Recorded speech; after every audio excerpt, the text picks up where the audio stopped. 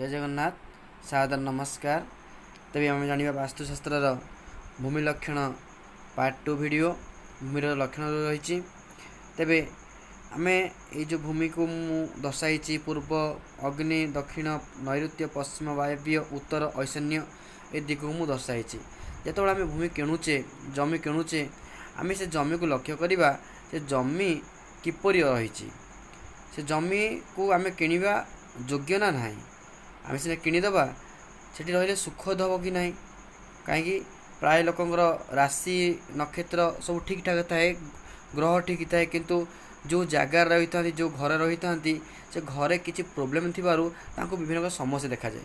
से जो जातक देखा ज्योतिष मैंने कहती आपन तो जातक ठीक अच्छी आपन बहुत उन्नति हे किंतु प्रकृत पक्षरे प्रायतः वास्तुदोष थाए जहाँफल विभिन्न समस्या देखा दे थाए।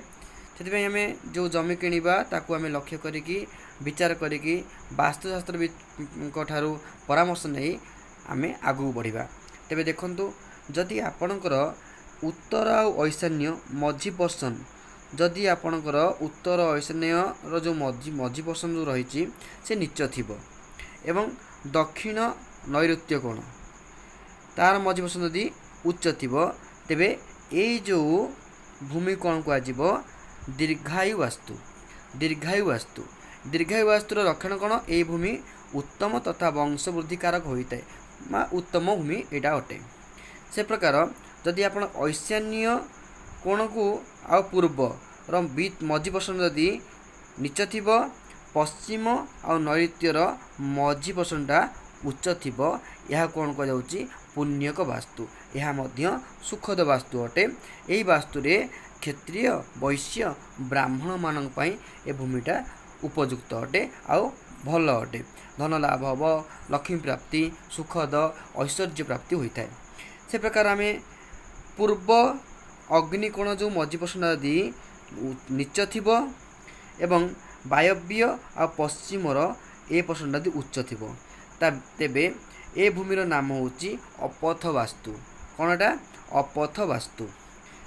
यही भूमि रे जदि आपण माने रुहंती तेबे झगड़ा कली विभिन्न प्रकार समस्या माने किछि कथा नथिले मध्य अजथा कली ए प्रकार विभिन्न प्रकार समस्या आपन को देखा दबो। एही भूमि रे रहिले पूर्व अग्नि कोण मझीटा होची नीच थिबो आ वायव्य पश्चिम र मझी पर्सन कोन थिबो उच्च थिबो आको कोन को जाय अपथ वास्तु। से प्रकार अग्नि कोण अग्नि आउ दक्षिण यही पर्सनटा अग्नि आउ दक्षिणर मझी पर्सनटा कौन थी नीच थी एवं वायव्य आ उत्तर वायव्य कोण को आ उत्तर मझी पर्सन यदि उच्च रहिला तेबे आकु कौन कह जे रोग वास्तु रोगकर वास्तु। ताले एई भूमि रे रहिले ना अनुसार काम रोगकर भूमि रे रहिले सबले आपण माने रोगरे ही पीड़ित रहिबे सेतिपाई ए भूमि को त्याग करिया उचित आउ जो भूमि कथा कहली ताको ग्रहण करिया उचित जोड़ा भल से भूमि रे रुहंतु जोड़ा खराब भूमि अच्छी ताको परामर्श करी सजई करी से भूमि रे वास करंतु।